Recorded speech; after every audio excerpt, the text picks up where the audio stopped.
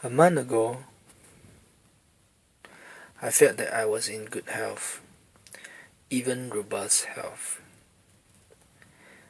This piece is written by Oliver Sacks, February 19, 2015. At 81, I still swim a mile a day, but my luck has run out. A few weeks ago, I learned that I have multiple metastases in the liver. 9 years ago, it was discovered that I had a rare tumor of the eye, an ocular melanoma. The radiation and lasering to remove the tumor ultimately left me blind in the eye. But though ocular melanomas metastasize in perhaps 50% of cases, given the particulars of my own case, the likelihood was much smaller. I am among the unlucky ones. I feel grateful that I have been granted 9 years of good health and productivity since the original diagnosis. But now I'm face to face with dying. The cancer occupies a third of my liver, and though its advance may be slowed now, this particular sort of cancer cannot be halted. It's up to me now to choose how to live out the months that remain to me. I have to live in the richest, deepest, most productive way I can.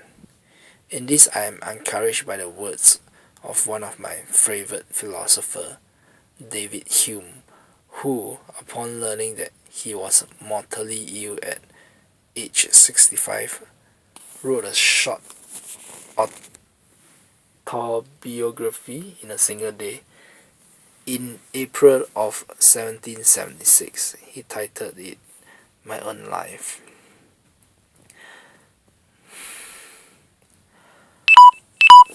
I now reckon upon a speedy dissolution, he wrote. I have suffered very little pain from my disorder, and what is more strange, have notwithstanding the great decline of my person, never suffered a moment's abatement of my spirit. I possess the same ardour as ever in study, and the same gaiety in company. I have been lucky enough to live past 80, and the 15 years allocated to me beyond Hume's 65 have been equally rich in work and love. In that time, I have published 5 books and completed an autobiography, rather long than Hume's few pages, to be published this spring. I have several other books nearly finished.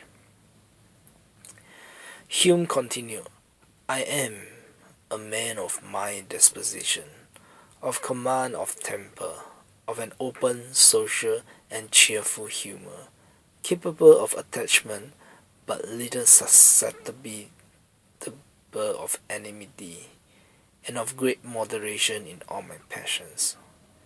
Here I depart from Hume.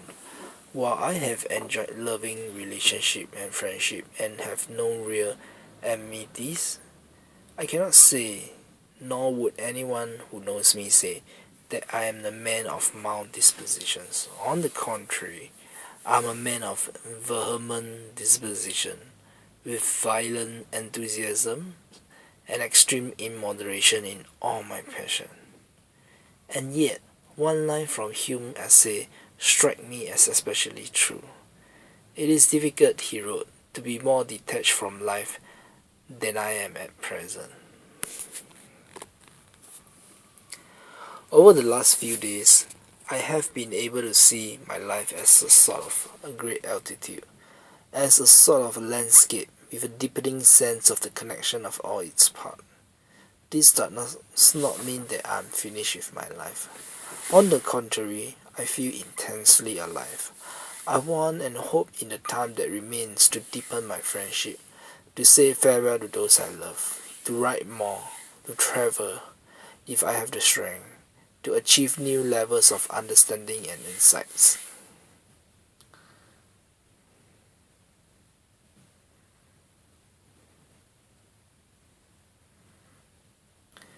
These will involve audacity, clarity, and plain speaking, trying to straighten my accounts with the world.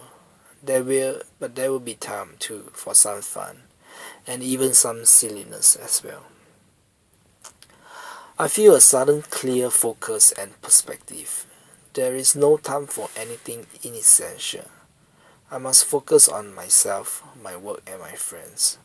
I shall no longer look at the news hour every night. I shall no longer pay any attention to politics or arguments about global warming.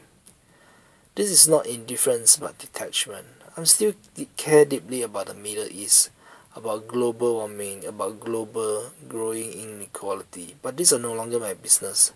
They belong to the future. I rejoice when I meet gifted young people, even the ones who biopsy and diagnoses my metastasis.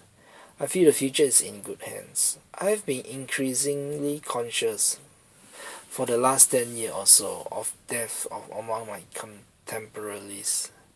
My generation is on the way out, and each death I have felt as an eruption, a tearing apart way of myself. There will be no one like us when we are gone, but is no one like anyone else ever. When people die, they cannot be replaced. They leave holes that cannot be filled, for it is fate, the genetic and neural fate of every human being, to be a unique individual, to find his or own path, to live his own life, and to die his own death. I cannot pretend I am without fear, but my predominant feeling is one of gratitude. I have loved and been loved. I have been given much and I have given something in return.